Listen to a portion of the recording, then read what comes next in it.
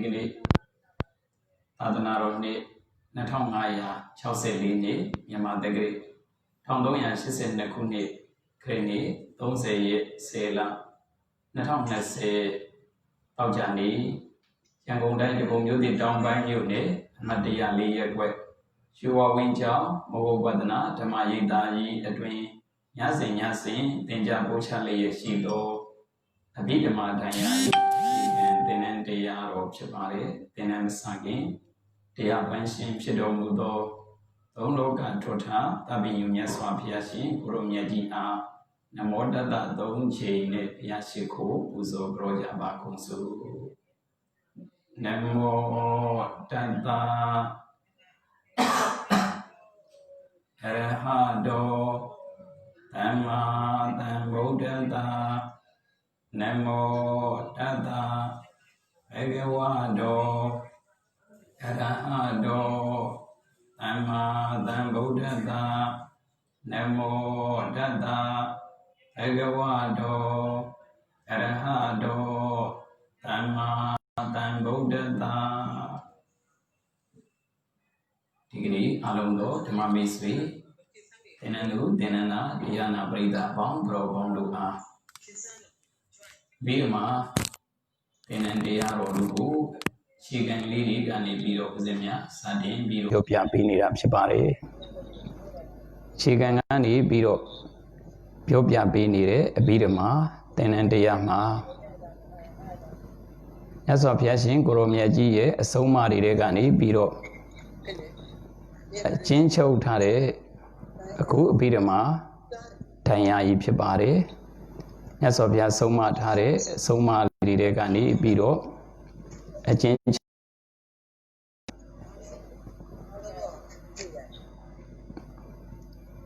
of Tare, the Abidama, a change of Gali, a Bidamata thing a heart, Sora Ligo, Uzemia, say bind a buying ube, Pian Biro, Piopiani Rapchapare, say bind a buying ube, a Sagani, Biro, Piopia Pini Rapchapare, Manirunga. Say by Sama, say by Ma Brahma Uzo, Agudo say Senaba Bibi Shibare, Agudo say Senabare Ma, Lova Mula Sega, Shepa, Toda Mula Sega, Neba,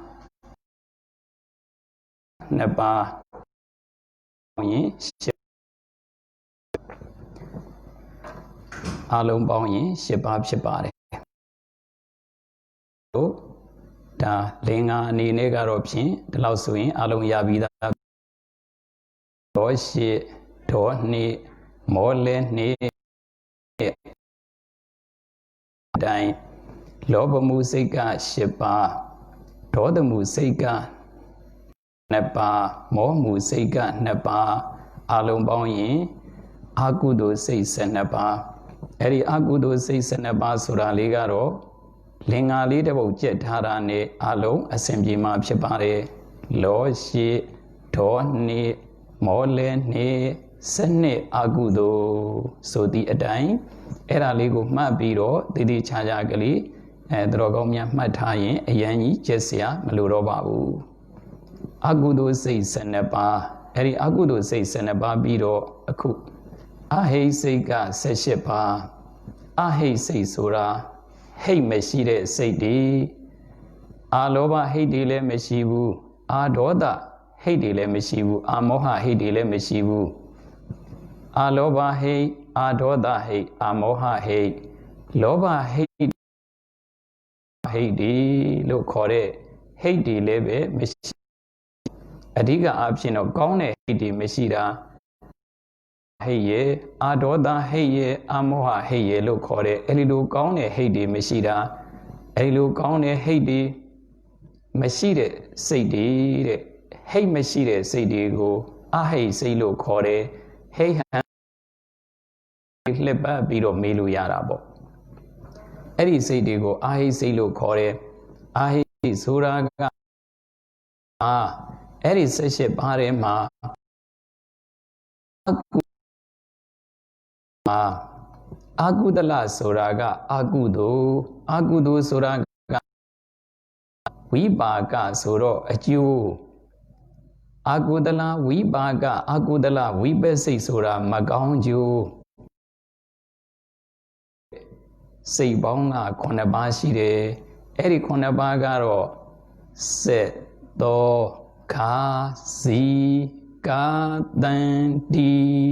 ခေါနလီအာကုဝိပဿုစက်သောခါစီကာတန်တီခေါနလီအာကုဝိပဿုစက်ရေသောရေခါရေစီရေကာရေတန်ရေအလုံး9ပါးဖြစ်ပါတယ်ခေါနလီအာကုဝိပဿုစက်သောခါစီကာတန်တီခေါနလီအာကုဝိပဿုဆိုပြီးတော့အာကုသလဝိပဿိက9ပါးအဲ့ဒီအာကုသလဝိပဿိ9ပါးရထားတာနဲ့ကုသလလို့ပြောဆက်ပြီးတော့သွားရမှာဖြစ်တယ်ကုသလဝိပဿိလို့ပြောရင်တော့မပြည့်စုံဘူးအာဟိကုသလဝိပဿိလို့ပြောမှပြည့်စုံတယ်အာဟိကုသလဝိပဿိလို့ပြောမှပြည့်စုံတယ်ဘာဖြစ်လို့လဲဆိုရင်ကုသလဝိပဿိကအများကြီးကာမသောဘနကုသလဝိပဿိလည်းရှိတယ်မဟာကုသိုလ်မဟာဝိပဿလို့ခေါ်တဲ့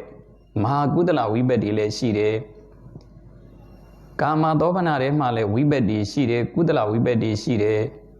ရူပဝဇ္ဇရစိတ်ထဲမှာအရူပဝဇ္ဇရစိတ်ထဲမှာလည်းကုသလဝိပဿိရှိတယ်လောကုတ္တရာစိတ်ထဲမှာလည်းကုသလဝိပဿိရှိတယ်အဲ့ဒီလိုကုသလဝိပဿိကအများကြီးရှိနေတာမဟုတ်ဘယ်လိုကုသလဝိပဿလဲလို့ဘယ်ကုသလတွေကဝိပဿလဲလို့သေးသေးချာချာတိတိကျကျဖြစ်ဖို့ရာအတွက်ကုသလဝိပဿလို့ပြောရင်အာဟိကုသလဝိပဿ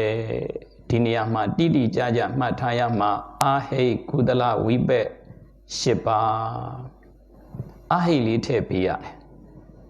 ဘာဖြစ်လို့အာဟိလေးထည့်ပေးရတယ်လဲဆိုရင်သူဟာကုသိုလ်ပြုစဉ်အခါတုန်းကကုသိုလ်ပြုစဉ်ကံကြိုးမြင်သည့်ဉာဏ်ရှင်ဘိကတိဟိကုသိုလ်ခေါ်ဆိုကြယူအကျိုးမမြင်ဉာဏ်မရှင်းသောခေါ်တွင်ဒွိဟိကုသိုလ်စိတ်တိခြေလေသေးသရှင်းနောက်နှစ်ရဝဲ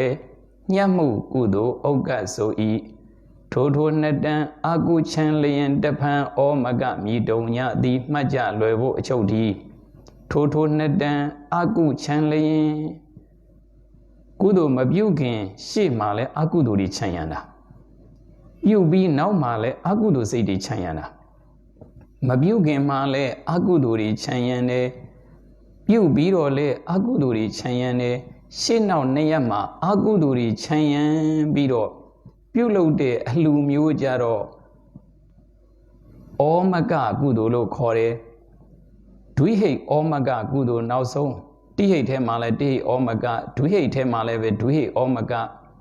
အခုဒွိဟိတ်ထဲမှာတိဟိတ်ဆိုတာကအကောင်းဆုံးဒွိဟိတ်ဆိုတာကအလေအလတ်နည်းနည်းညံ့နေ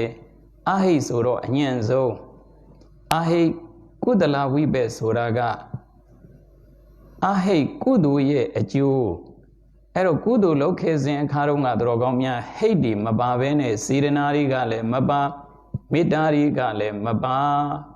စေတနာတွေမေတ္တာတွေမပါဘဲနဲ့တော်ကောင်းများရဲ့ဉာဏ်တွေကလည်းမပါတဲ့ခါကျတော့စေတနာမပါတော့အလောဘရောသူ့ကိုအဟိတ်ထဲထားတယ်အဟိတ်ကုသလဝိပဿ10ပါးမဟာကုသိုလ်နဲ့မဟာဝိပဿနဲ့သွားရောလို့မရပါ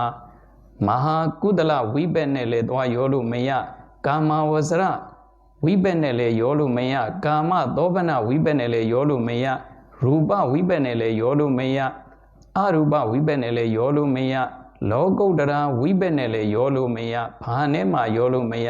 ဒါကအဟိတ်ကုသလဝိပဿဟိတ်မပါတဲ့ကုသိုလ်တွေပြုခွေကြတဲ့အလူရှင်တွေပေါ်တန်တန်လှူပေါ်တန်တန်မိမိတို့သာသနာပြုတဲ့အခါမှာသူများရောင်လို့ရောင်အမောင်းတောင်းမှမြောက်မှမသိဆိုသည့်အတိုင်းဘာစေရနာတွေဘာမေတ္တာတွေနဲ့မှလှူရကောင်းမှမသိဘဲနဲ့လှူကြရတဲ့အလှရှင်တွေဘိုးသာကုံမောင်ပုံစောင်းမတန်ပဿနာကုံသွားတာကုသိုလ်ကြတော့အဟိကုသလဝိပဿထဲရောက်သွားတာအေးအဟိကုသလဝိပဿထဲအညံ့စားလေးတွေဖြစ်သွားတာကုသိုလ်ရဲ့အကျိုးတော့ရတယ်ခန့်ညံ့ညံ့ကလေးတွေရသွားတာအေးအဲ့ဒီလို Ahi Kudala Wibeka Sheba Shide, Eri Shebagaro, Aboa Konabaya and Durube. Sedo Kazi, Kadan Di Shili Kudala Wibaga.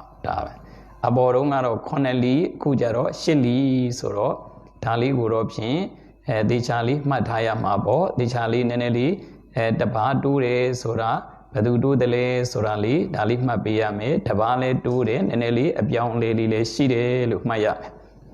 Aborunga Akudala Wibedunga, Toka the Hago Kaya Winyan, Kudala Wibe Majara Duka the Hago Kaya Winyan, so bido Tiluliri, Piondora Liri, Mataya me. Tomanada the Hago, Dandirena, Tava, that Dure, Huema Dukane Doka Pione, Taliri. Mataya me, Daliri, Matalushi, they biro, Makedowa. Tasoin, Ahe, Agudala Wibega, Koneba, Ahe Kudala Wibega, Sheba. Now, Ahe Kriya got Doma, Ahe Kriya Doma, Dagara Ubika Dago, Pinsadora was Zenye, Manodora was Zenye, Domanada go Hadi Doba Seye, Yedrediro, Mabioro Babu. Tasoin, Akudo Sega Seneba, Ahi Sega Seshepa. Akudo Sega Seneba, Ahi Sega Seshepa. Tasoin, Akudo Se Seneba ye, Ahi Se Seshepa ye, Along Boyin, those Shidoabi. Aku Sene, Seshe Ahi, those say Yone Adobana Dilo. Wouldn't know a choke yoga be doabi. Era Talido, a good allow sewing, Biso Mavi, a chain, Miai, Gondwale me, Teloswing, Lonabi, look my mare. Tasoin, Akudo say Seneba Bibi, I say Seshebale Bibi. Akudo say Seneba, I say Sesheba, say Nemube, Maya Ome, teaching it, he say got Nemube, she did. Akudo say ye, I say ye, Bidwabi. Eri Agudo say Suragaro, Anyan zone say, I say Suragaro, Gudla Ubedi Balu, Nene Dodire, Tavi Medule, Anyane Bare. Agudo say ye, I say ye, Eri say de ha, Nyane say de, Magone say de, Erilo Magone say de, Nyane say de, Bido Aku, Gaune say de la Roma, Kama Dobana say Nese Liba, Kama Dobana say, Teniapin Kama Wasara Dobana say Kama Dobana Sika Nese Liba Eri Nese Liba Jaro Luedoabi Kama Dobana say Nese Liba Suraga Luedoabi Kama Dobana Sima Kama Dobana Kudu Kama Dobana Kudu Kama Dobana Wibe Kama Dobana Kriya Didu Bioyama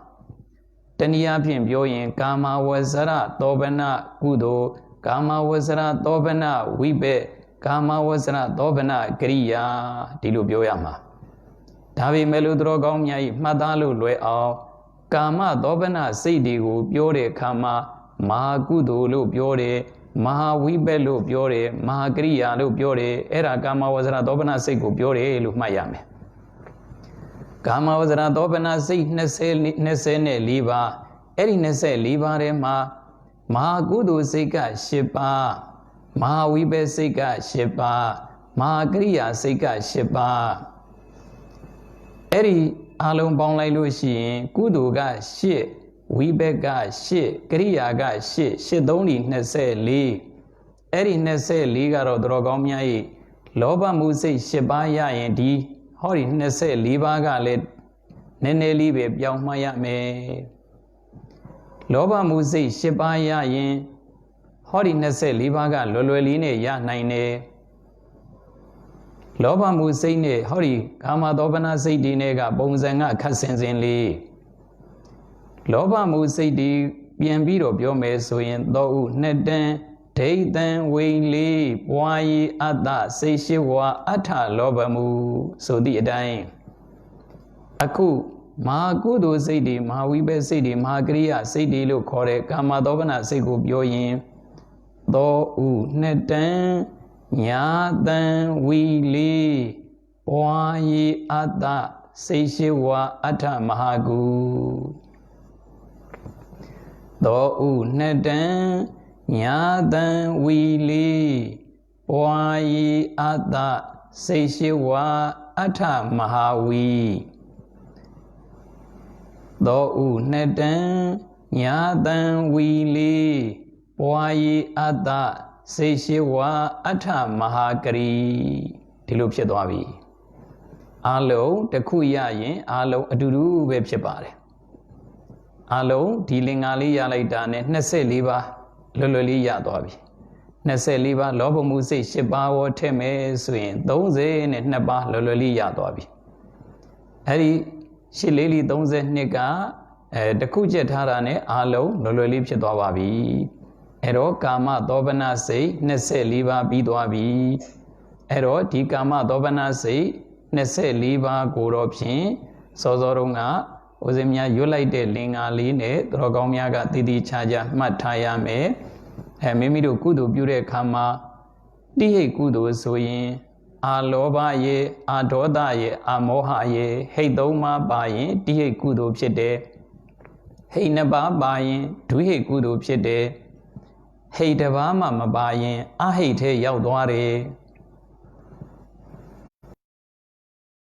ရှိရင်တိဟိတ်မဟာကုသိုလ်လုပ်ရင်တိဟိတ်မဟာဝိဘက်အကျိုးရတယ်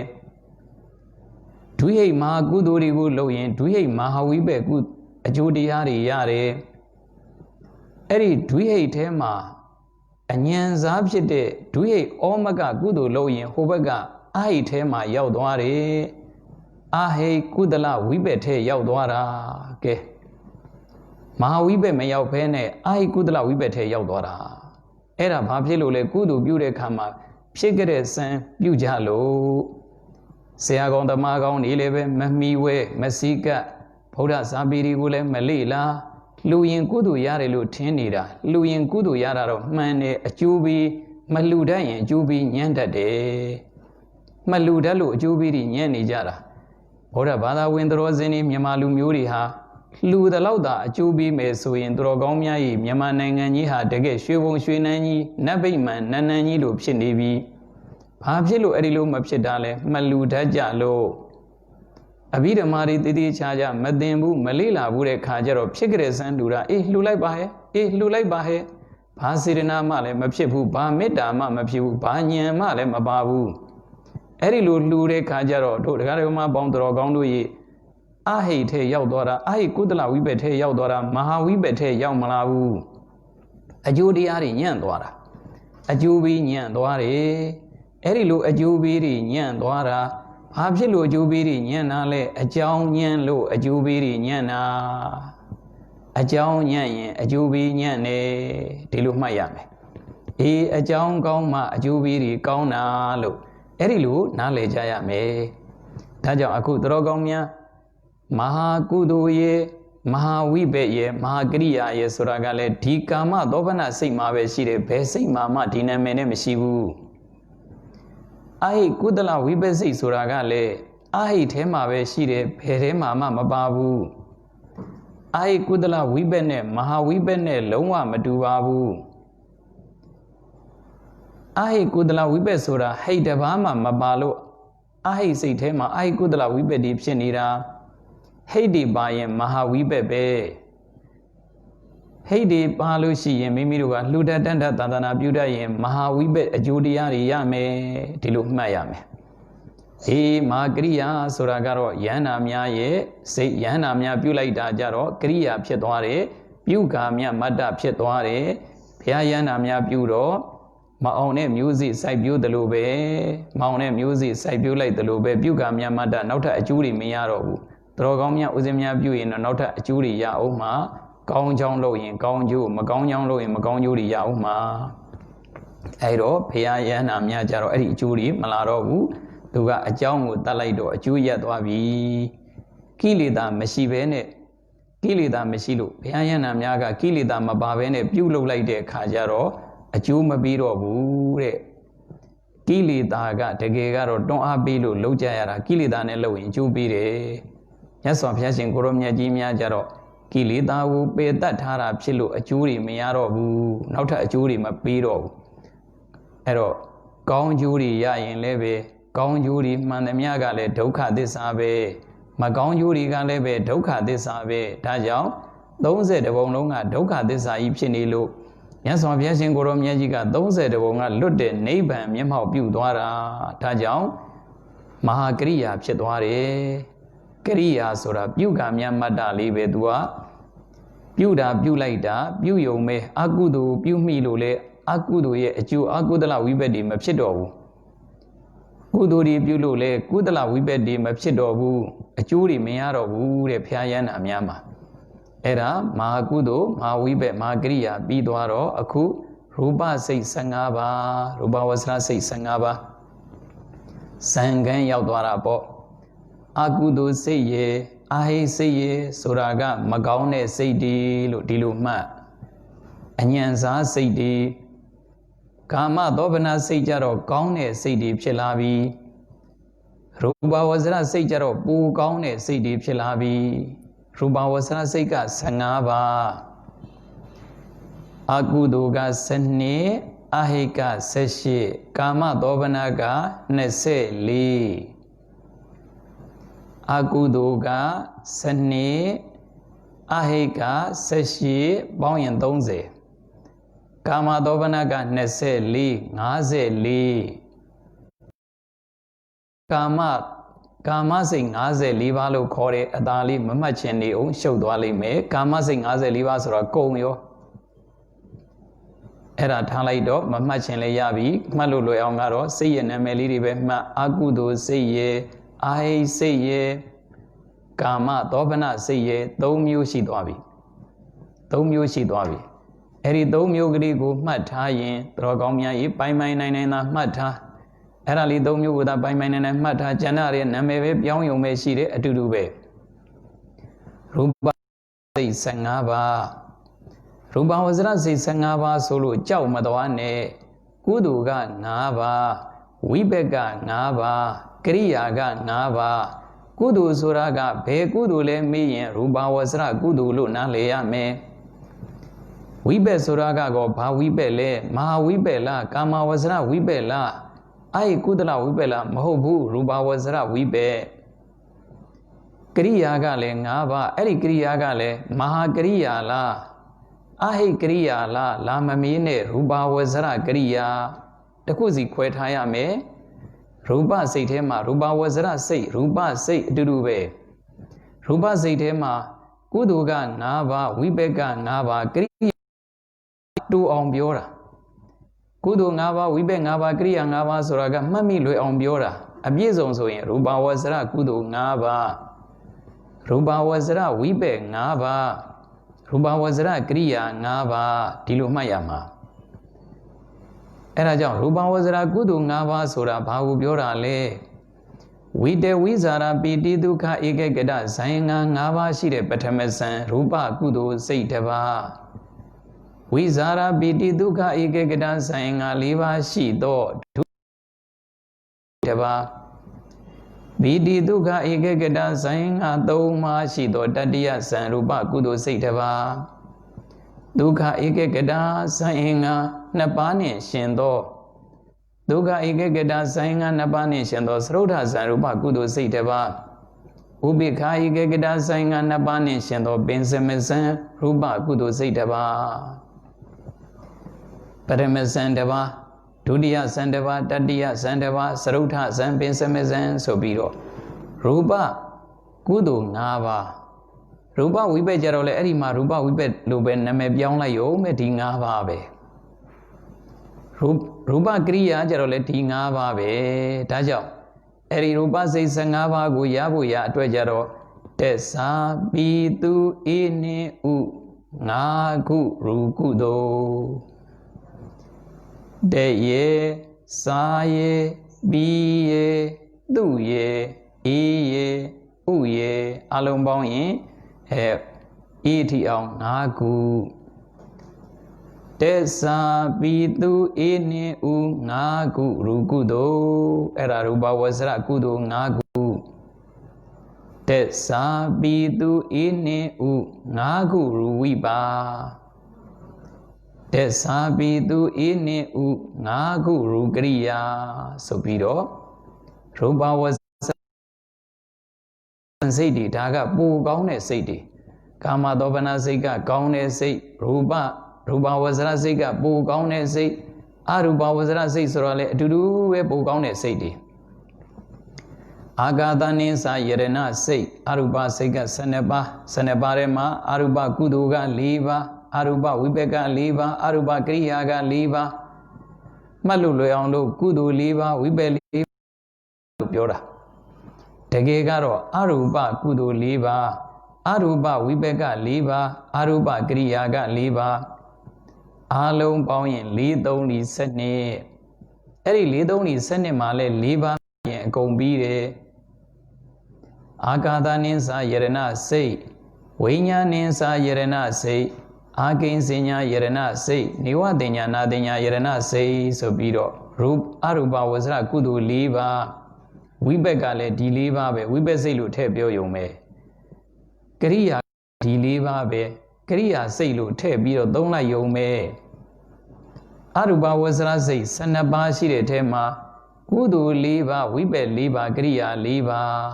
4ပါးရတာနဲ့တော်ကောင်းများကြီး12ပါးရတယ်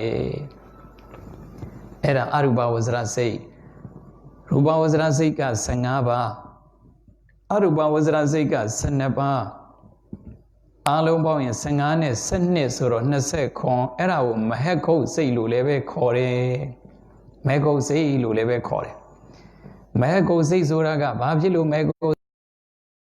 မြင့်မြတ်တဲ့စိတ်ဖြစ်လို့မြတ်တည်အဖြစ်သို့ရောက်သောကြောင့်မဟက်ခုတ်စိတ်လို့ခေါ်တယ်ဒီလောက်ကလေးမှတ်ခဲ့မဟက်ခုတ်စိတ်က29ပါးရူပက15ပါးအရူပက12ပါးအဲ့ဒါကဇန်စိတ်တွေလောကီဇန်လို့ပြောရမှာပေါ့လောကီဇန်ပြီးရင်လောကုတ္တရာဇန်လာမှာပေါ့လောကုတ္တရာစိတ်ကအကျဉ်း10ပါးလောကုတ္တရာစိတ်ဆိုတာကအကျဉ်း10ပါးရှိတယ်အကျေအဖြင့်40ရှိတယ်အကျဉ်း10ပါးကတော့မဲ့စိတ်4ပါးဖိုစိတ်4ပါးမဲ့စိတ်4ပါးကိုကုသိုလ်စိတ်4ပါးလို့လည်းခေါ်တယ်လောကုတ္တရာကုသိုလ်စိတ်4ပါးဖိုစိတ်4ပါးကိုကြတော့လောကုတ္တရာဝိပက်စိတ်လို့ခေါ်တယ်လောကုတ္တရာဝိပက်စိတ်လို့ခေါ်တယ်လောကုတ္တရာဝိပက်စိတ်ကလည်းပဲ4ပါးမဲ့စိတ်4ပါးကသောတာပတ္တိမဲ့စိတ်1ပါးသက္ကရာဂာမိမဲ့စိတ်1ပါးအနာဂာမိမဲ့စိတ်1ပါးအရဟတမဲ့စိတ်1ပါးမဲ့စိတ်4ပါးဖိုစိတ်4ပါးဆိုတာကသောတာပတ္တိဖိုစိတ်1ပါးသက္ကရာဂာမိဖိုစိတ်1ပါးအနာဂာမိဖိုစိတ်1ပါးအရဟတဖိုစိတ်1ပါးဖိုစိတ်4ပါးအဲ့တော့မဲ့စိတ်4ပါးဖိုစိတ်ကလည်း4ပါးအလုံးပေါင်းရင်ဒါလောကုတ္တရာစိတ်အကျဉ်း10ပါးဖြစ်သွားတယ်လောကုတ္တရာစိတ်အကျဉ်း10ပါးဖြစ်သွားတယ်အဲ့ဒီလောကုတ္တရာစိတ်အကျဉ်း10ပါးကိုပဲဒီအကျဉ်း10ပါးလေးနားလည်ရင်တော်ကောင်းများကြီးအကျေကလွယ်လွယ်လေးဖြစ်သွားပြီအကျဉ်း10ပါးကိုနားလည်တာနဲ့အကျေကလွယ်သွားပြီသောတာပတ္တိမက်စိတ်ကိုပဲ15ပါးနဲ့ပွားလိုက်တာသောတာပတ္တိမက်စိတ်ကိုပဲ5ပါးနဲ့ရှင်တဲ့ဝိတဝိဇာရပီတိဒုက္ခဧကဂတ5ပါးနှင့်ရှင်သောပရမဇန်သောတာပတ္တိမက်စိတ်1ပါး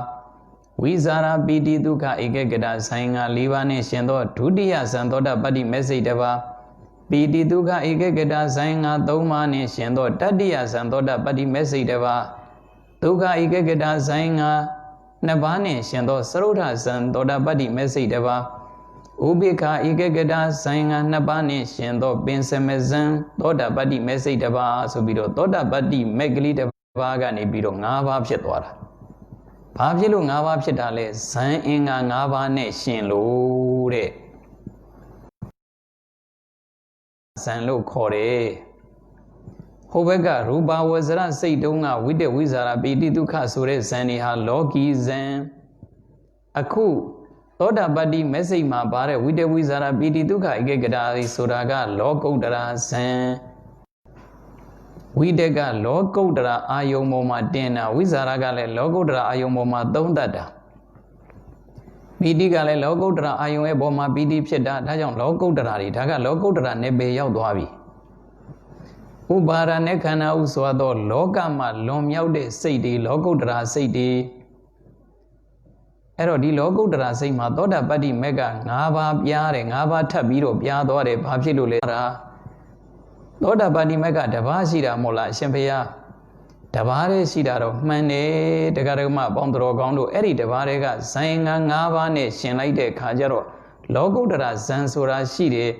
ယန္တာရှင်သူမြတ်ကြီးတွေဇန်ပြန်နေဆိုတာရှိတယ်ဒါကြောင့်လောကုတ္တရာမှာလည်းဇန်ရှိတယ်လောကီမှာလည်းဇန်ရှိတယ်ဒီဝဒဆိုရင်လောကီဇန်ရထားတဲ့ပုဂ္ဂိုလ်ပဲလောကီဇန်နဲ့လောကုတ္တရာဇန်နဲ့မတူဘူးရူပဝဇ္ဇရဇန်တွေတုန်းကလောကီဇန်အရူပဝဇ္ဇရဇန်တွေကလည်းလောကီဇန်အခုလောကုတ္တရာစိတ်၈ပါးမှာလာတဲ့လောကုတ္တရာစိတ်အကျဉ်း၈ပါးကနေပြီးတော့အကျေပွားတဲ့လောကုတ္တရာအကျေ40ထဲမှာပါလာတဲ့ဇန်ကြတော့လောကုတ္တရာဇန်ဒါလောကုတ္တရာဇန်ဖြစ်သွားတယ်အဲ့တော့အရေးတွဲလေးတွေနာမည်လေးတွေကတော့တော်ကောင်းများကြီးလောကီဇန်နဲ့တူးနေတယ်အရေးတွဲကတော့တူးနေတယ်အရေးချင်းမတူပါဘူးအရေးချင်းကတခြားစီပဲလောကီဇန်ဆိုတာကတော်ကောင်းများကြီးဇန်လျှောသွားရင်ဘာမှမတတ်နိုင်ဘူးလောကီဇန်ကြတော့ဇန်လျှောသွားရင်ဘာမှကိုလုပ်လို့မရတော့ဘူးအေးတော်ကောင်းများဥပမာပေးခဲ့တဲ့အတိုင်းပေါ့ဗျာဖះလောင်းယတိကြီးအစတုန်းကဆုံးငံကြွတဲ့ခါကျတော့ဇန်နဲ့ကြွလာတာဇန်လဲလျှောသွားရောအပြန်ကျတော့ကိုယ်တပိတ်ကလေးကိုပိုက်ပြီးတော့ဒီတိုင်းကြွသွားတာခြေချင်းကြွသွားတာဇန်လျှောသွားတော့အေးအဲ့ဒါလောကီကဇန်လျှောတယ်လောကုတ္တရာမှာတော့မလျှောတော့ဘူးတော်ကောင်းများကြီးလောကုတ္တရာမှာကျတော့ကိလေသာတွေကိုအကျွမ်းမဲ့ပယ်တတ်ထားတာဆိုတော့ तू ကဇန်မလျှောတော့ဘူးလောကုတ္တရာဇန်ကျတော့အလုံးအင်မတန်မှကိုမြင့်မြတ်သွားပြီအရေးအတွက်အားဖြင့်ဒီဇန်တွေဟာတူပြီမဲ့လို့အရေးချင်းလုံးဝမတူပါဘူးတဲ့ဒါကြောင့်အခုပြောနေတာကလောကုတ္တရာစိတ်၈ပါးလေးကိုကင်ပြောနေတာကအများကြီးလို့ထင်မှာစိုးလို့ရှင်းရှင်းလင်းလင်းကိုပြောပြတာအများကြီးလို့သွားထင်မှာစိုးလို့လောကုတ္တရာစိတ်အကျေ40ကိုပြောရင်တော်ကောင်းများကဝိတ္တတိယောဝိဇာရတိယောပီတိယောဒုက္ခယောဧကဂတယောရှုပ်နေတာပဲလို့ပြောမှာစိုးလို့အခုအကျဉ်း၈ပါးကိုကင်ပြီးတော့အကျေ40ပွားပုံကိုပြောနေတာသောတာပတ္တိမက်စိတ်မှာသောတာပတ္တိမက်စိတ်ကတကယ်ကတော့တပါးတည်းရှိတာအကျဉ်းချုပ်အဖြစ်တပါးတည်းရှိတာအဲ့ဒီတပါးကနေပြီးတော့အကျေချက်လိုက်တဲ့အခါမှာ၅ပါးဖြစ်သွားတယ်သောတာပတ္တိမက်ကိုက၅ပါးဖြစ်သွားတယ်ဘာဖြစ်လို့ဖြစ်တာလဲဇန်အင်္ဂါ၅ပါးနဲ့ရှင်လို့ဒါကြောင့်ဇန်အင်္ဂါ၅ပါးနဲ့ရှင်သည့်အတွက်ကြောင့်သောတာပတ္တိမက်စိတ်ကလည်း၅ပါးဖြစ်တယ်တဂရဂါမိမက်စိတ်ကလည်း၅ပါးဖြစ်သွားတာဇန်ငါ၅ပါးနဲ့ရှင်လို့